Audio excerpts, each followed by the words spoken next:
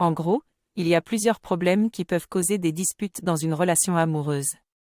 Chaque couple a ses propres raisons de se disputer, mais il existe des problèmes courants qui ne dépendent pas de la durée ou des caractéristiques de la relation. Les couples ont souvent besoin de conseils et de directives sur leur vie commune, mais ils ont aussi tendance à minimiser leurs propres responsabilités dans la relation. Il y a 4 pièges courants qui peuvent conduire à des conflits: la symbiose totale, le refus d'être différent, le déficit de communication et le couple thérapeutique. Il est important de construire une vie commune avec des espaces individuels, d'accepter les différences et de communiquer pour mieux se comprendre.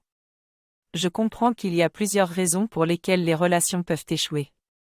Parfois, l'un des partenaires réalise que la relation est basée sur la dépendance et que cela crée une rébellion.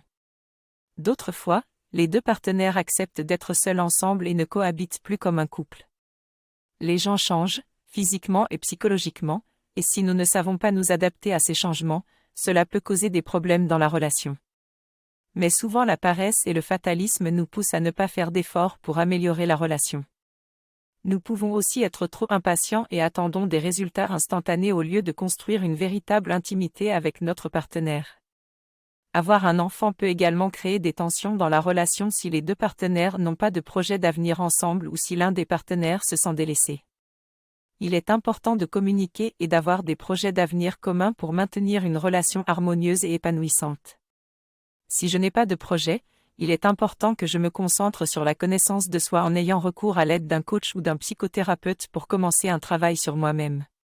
Bien que cela ne soit peut-être pas urgent pour moi, c'est toujours une bonne idée de préserver mes relations et de me débarrasser de mes fantômes du passé.